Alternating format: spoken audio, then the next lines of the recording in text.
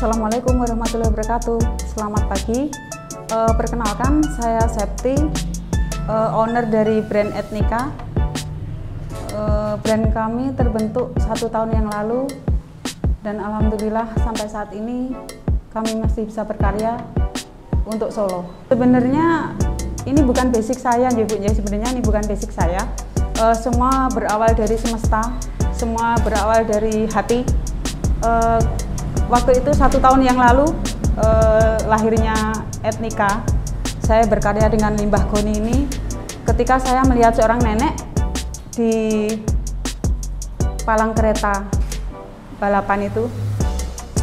Waktu itu beliau penjual goni, penjual bahan-bahan bekas. Waktu itu hujan deras, kembali lagi ke alam. Saya berhenti di situ. Saya ngobrol dengan beliau. Ternyata sampai sore hari itu beliau belum dapat menjual barangnya. Akhirnya saya membeli goni. Dan waktu itu belum terpikirkan sama sekali oleh saya mau saya jadikan apa goni itu. Akhirnya saya membeli 10 goni, saya bawa pulang. 1 bulan berikutnya saya bertemu dengan seorang sahabat saya yang dulu pernah bekerja sama.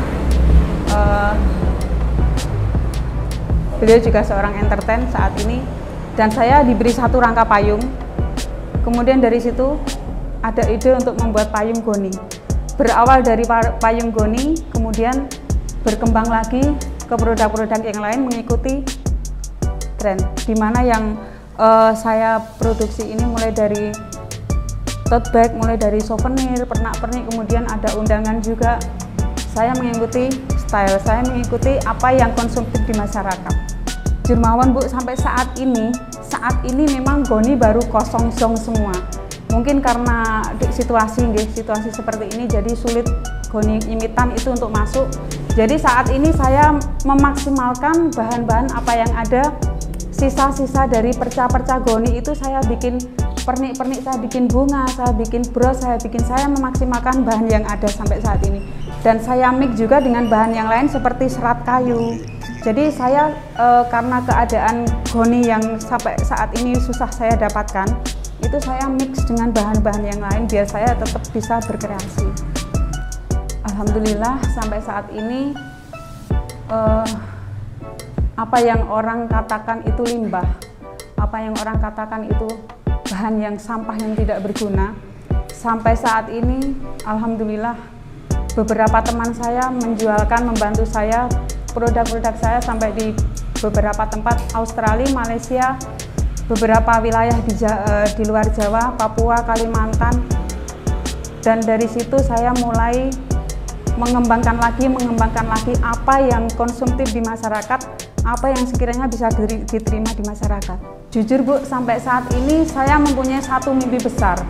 Mimpi besar saya dari limbah yang dinilai sebelah mata ini bisa mengkaryakan kaum difabel, bisa merangkul mereka-mereka yang membutuhkan pekerjaan, dan 1 mimpi lagi bisa memiliki usaha produksi bahan dasar goni.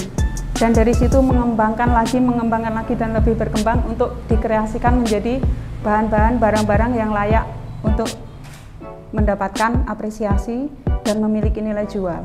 Selama pandemi saya tetap berkreasi Bu, berkreasi. Dan alhamdulillah sampai saat ini masa pandemi ini ada beberapa event seperti Solo Art Market itu memberikan ruang kepada kreator, crafter, seniman untuk di situ berkarya. Ada pasar market di situ, pembeli datang menyaksikan kita yang sedang workshop, kemudian membeli barang-barang kita. Ada 1 peluang di situ, kemudian ada event-event lain. Dan untuk lebih berkembang lagi, saya tetap berkreasi, mencari ide-ide baru apa yang sekiranya bisa untuk kita kerjakan dengan bahan yang minimal. Untuk goni, untuk payung goni, saya yakin tidak ada kompetitor di sini. Saya yakin karena selama ini saya browsing, saya mencari, tidak ada untuk kalau payung saya lebih ke home decor untuk interior umbrella. Jadi tidak untuk payung yang itu, jadi kayak payung-payung seperti ini memang untuk home decor, saya desain untuk home decor. Dan 1 kelebihannya adalah 1 payung 1 tema, tidak lebih.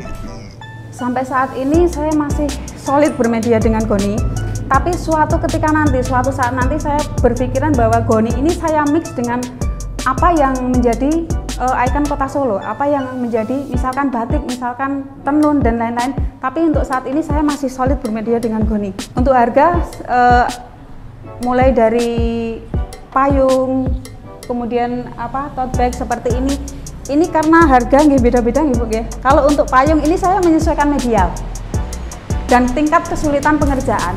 Tapi kalau untuk, makanya saya awalnya payung, tapi saya berpikir kalau saya hanya mengerjakan payung, kemungkinan penjualan juga tidak begitu bagus. Makanya saya lari juga ke barang-barang lain seperti tas, kemudian tote bag, kemudian apa yang pernak-pernik, kemudian saya juga menerima pesanan undangan, souvenir, dan lain-lain. Jadi harganya mulai, kalau souvenir kemarin saya mulai terima harga mulai dari 7.000, undangan mulai dari 5.000 rupiah. Untuk payung saya bisa mencapai harga 2 juta up. Kalau payung saya mulai harga 500 sampai, karena medianya kecil itu seperti yang baru saya buat itu 500.000 up sampai menyesuaikan medialnya. Jadi begini ya Bu, kita itu sebenarnya menjual kreativitas kita menuangkan imajinasi kita menjadi sebuah karya yang indah yang bisa dinikmati oleh khalayak, seperti itu. Jadi apa yang kita kerjakan itu kalau memang harus ingin mendapatkan nilai lebih, harus kita kerjakan dengan detail, dengan perfect untuk mendapatkan hasil yang maksimal. Iya, karena setiap saya mengerjakan sesuatu itu detail, setiap sudut-sudut ini memang saya berusaha untuk perfect karena sebanding dengan nilai jualnya. Jadi ini kan handmade ya, kita menjual kreativitas seperti itu. Sampai saat ini pemasaran saya masih dengan media sosial, dengan IG, dengan Facebook, kemudian dengan grup-grup reseller saya, dan sampai saat ini saya masih ada beberapa tawaran untuk expo, untuk pameran seperti itu Bu. Kemudian untuk pembukuan saya tertib per bulannya tetap ada pembukuan, dan itu pun saya mengerjakan sendiri. Sampai saat ini saya belum ada tempat untuk display. Kalau untuk konsi beberapa relasi untuk pameran di satu wilayah, beberapa wilayah gitu. Untuk display sampai saat ini baru tawaran, cuma sampai saat ini saya belum follow up Bu, karena saya keterbatasan tenaga saya. Kemarin saya sempat berpikir saya adakan pelatihan, kemudian dari situ saya saring yang memang benar-benar berkualitas, memang benar-benar solid untuk kita rekrut. Dan itu tadi saya punya satu mimpi besar untuk bisa mengkaryakan kaum difabel. Di situ nanti mungkin saya bisa mentor di situ, saya bisa memberikan pelatihan, kemudian kita kembangkan di situ. Dan kemarin ada beberapa tawaran untuk BLK juga untuk merangkul saya untuk bekerja sama, tapi non sewu karena keterbatasan satu juga keterbatasan waktu saya nih, karena saya semua mengerjakan sendiri, jadi harus pelan-pelan Bu. Untuk packaging saya sampai saat ini sudah terfikirkan, tapi untuk payung kemarin packaging saya pakai bambu. Cuma karena ada medial yang besar, saya harus berpikir lagi Bu, menyesuaikan lagi. Karena kemarin dengan saya packaging yang hanya memakai kardus itu ternyata tidak aman. Saya harus memakai packaging kayu lagi untuk pengiriman gitu. Sampai saat ini mungkin karena ini limbah saya memanfaatkan limbah, saya memanfaatkan apa yang tidak terpakai, apa yang terbuang untuk memiliki nilai jual. Pernah Bu, waktu itu saya ada pesanan gift, ada pesanan untuk souvenir, tapi yang ringan-ringan mulai dari melilit payung, itu kan memang mudah tapi untuk semua konsep mengerjakan saya sendiri. Jadi apa yang ada di kepala saya tidak mungkin saya transfer ke orang lain.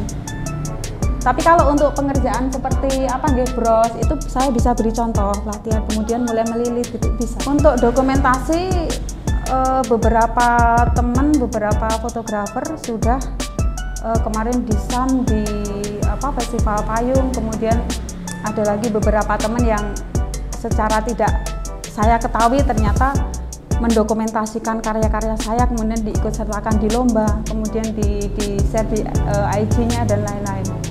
Terima kasih untuk Disnaker Perin Kota Surakarta, Dinas Tenaga Kerja Perindustrian Kota Surakarta yang telah memberikan kesempatan apresiasinya untuk brand kami Etnika harapan kami ke depannya dengan ajang ini kita akan lebih berkembang lagi, branding kita akan lebih maju lagi, dan semangat untuk Solo, kami berkarya untuk Solo berkreasi. Terima kasih. Wassalamualaikum warahmatullahi wabarakatuh.